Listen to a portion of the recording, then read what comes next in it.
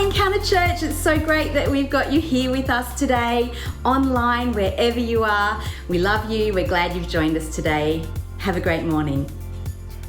Hey church, welcome to Church Online.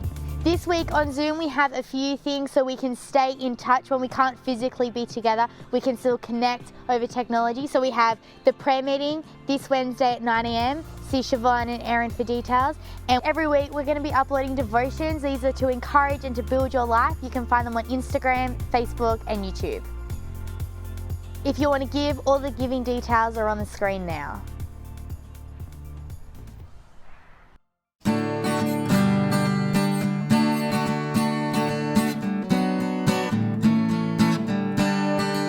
This is the day that you have made. Whatever comes, I won't complain. For all my hope is in your name. Now your joy awaits my praise. I give thanks for all you have done, and I will sing of your mercy and your love. Your love is unfailing. Lord, I am grateful.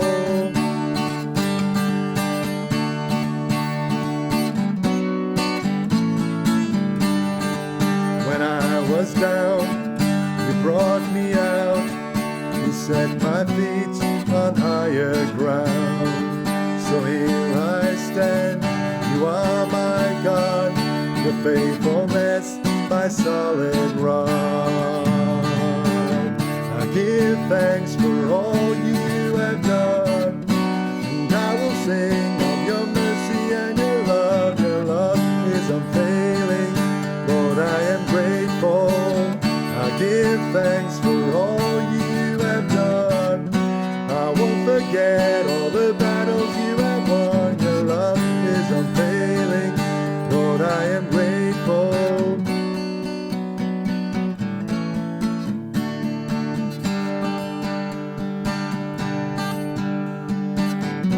And as we lift our hands, the heavens open, heavens open. So let our lives declare the love our God has spoken over us. And as we lift our hands, the heavens open, heavens open. So let our lives declare the love our God has spoken over us.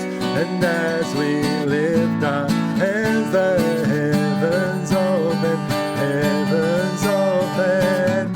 So let our lives declare the love our God has spoken over us. I give thanks for all you have done, and I will sing of your mercy and your love. Your love is unfailing. Lord, I am grateful. I give thanks for all you have done. Don't forget all the battles you have won. Your love is unfailing. Lord, I am grateful.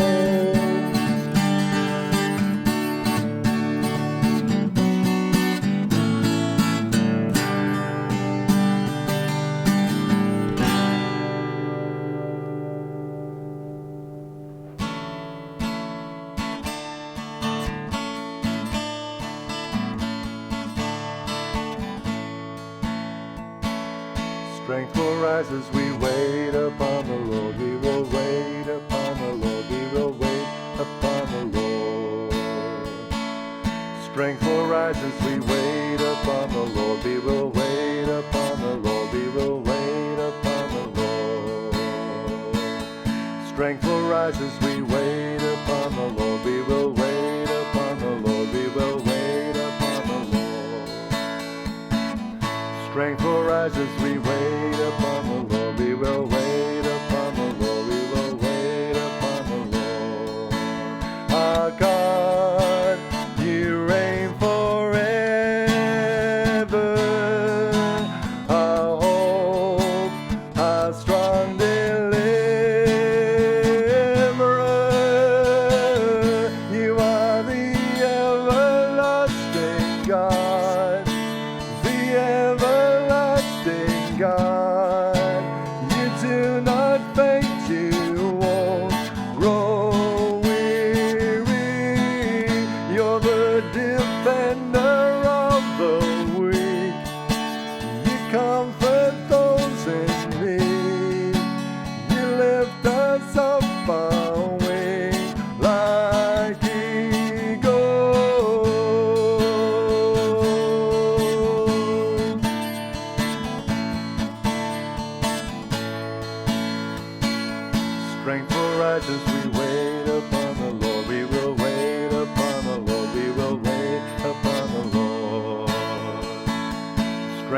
rise as we wait upon the Lord. We will wait upon the Lord. We will wait upon the Lord. Strength will rise as we wait upon the Lord. We will wait upon the Lord. We will wait upon the Lord. Strength will rise as we wait upon the Lord. We will wait upon the Lord. We will wait upon the Lord. Our God, you reign forever. Our hope, our strong deliverer. You are the everlasting God. The everlasting God. You do not faint, you won't grow weary. You're the defender of the weak. You comfort those in need. You lift us up our wings like eagles. You are the everlasting God. The everlasting God. You do not faint, you won't grow weary. You're the defender of the weak. You comfort those in need. You lift us up our wings like eagles.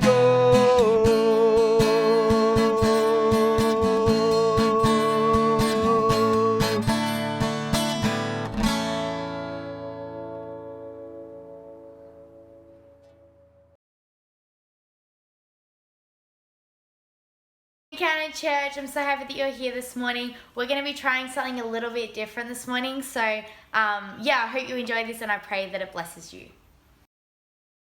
So in John chapter 11, verses 25 and 26, Jesus says, I'm the resurrection and the life. The one who believes in me will live even though they die. And whoever lives by believing in me will never die. Do you believe this? Those are the words that Jesus spoke to Martha.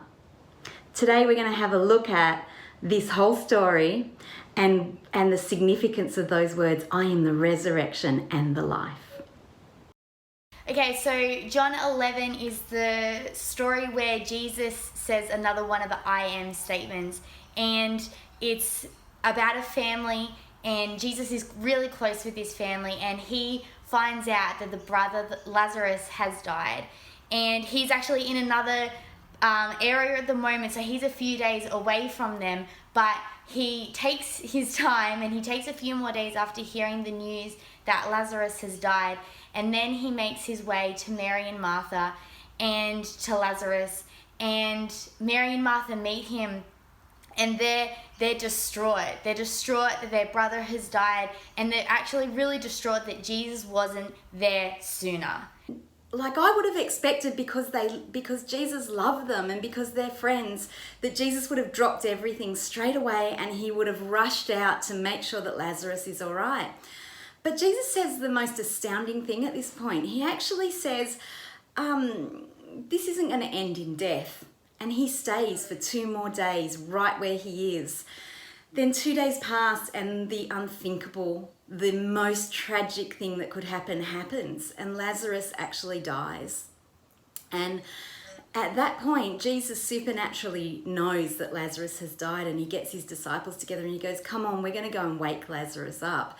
And they don't get it at that stage, but they trot on down to where they're living, where Lazarus and his family are living, and Jesus comes along, and when he's still a long way away, Martha runs out because she sees that he's coming, and she runs out to him, and she goes up to him, and the first words that come out of her mouth are, if you were here, my brother would not have died.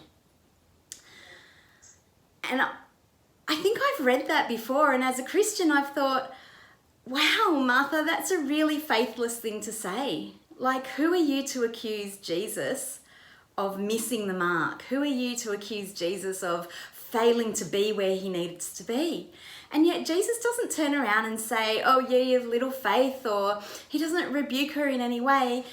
Instead, he joins in with her grief. He steps into a place of compassion with her, and he says to her, "Do you believe that he'll be raised again?"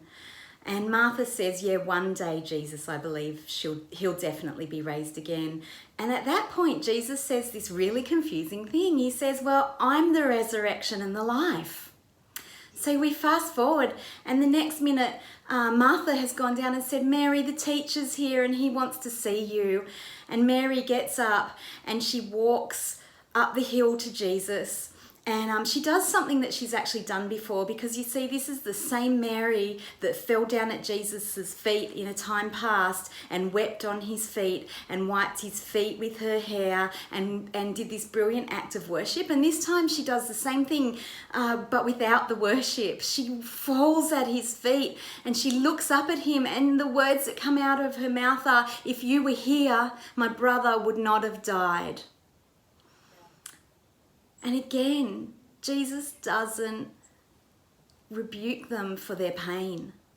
What he does instead is that Jesus joins again with the pain and the grief and the suffering that she's going through. And it's in this chapter that we have the shortest verse of the Bible. In verse 35, it simply says, Jesus wept.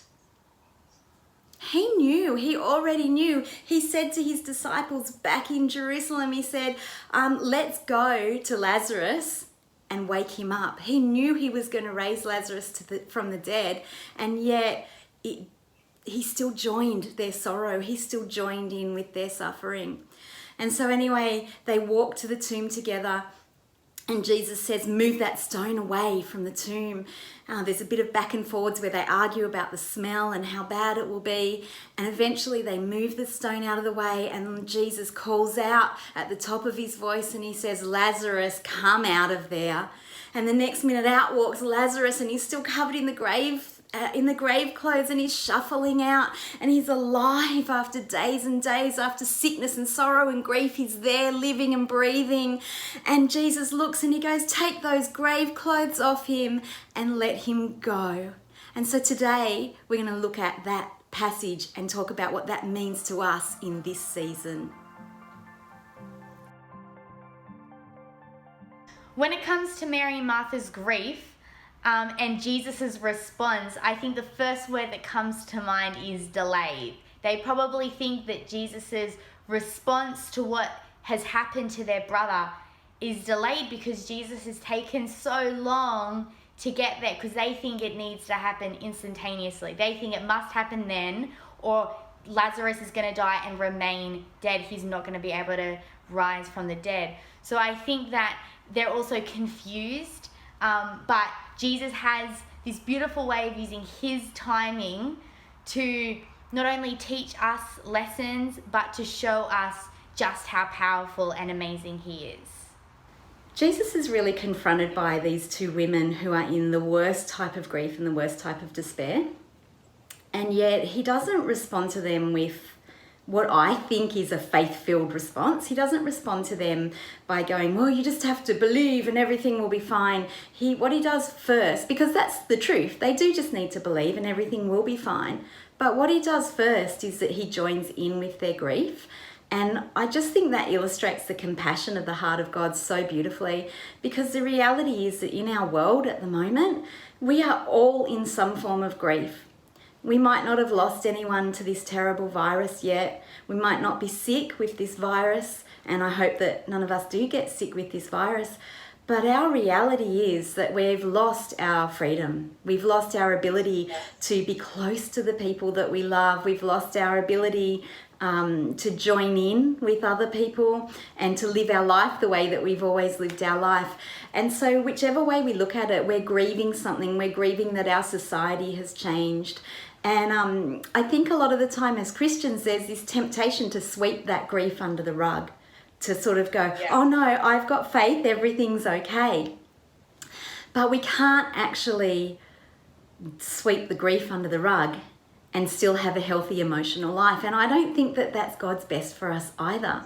I think what God really wants from us is to be raw the way that Mary and Martha were raw, and to admit, hey, Jesus, I'm not coping with this season, or hey, Jesus, I feel sad because I'm grieving the loss of a job, or I'm grieving the loss of my school friends, or whoever it is that you're grieving, or I feel scared because I'm still out there in the workplace and I feel at risk. I think that the beauty of this passage where Jesus says, I'm the resurrection and the life, is the fact that that he joins first in compassion with the grieving. And I think that's something that we could really do for those around us as well, that rather than sweeping their grief under the carpet, what we could do instead is that we could embrace them. We could weep with those who are weeping. We could mourn with those who are mourning, and just trust that God is going to bring good out of this horrible season. Jesus pretty much says, this is not the end. And then Martha says, I know that he will rise at the end. And then Jesus makes this statement, the I am statement, and he says, I am the resurrection and the life. And that completely changes what Mary and Martha, what their expectation of Jesus is. And they then understand that he is the Messiah, that he is the one who can raise the dead back to life. And that when he says he is the resurrection and the life, they now understand that he really is, and they understand what that is. So when Jesus says, I'm the resurrection to Lazarus, it's a physical resurrection. But what is he trying to resurrect in us today?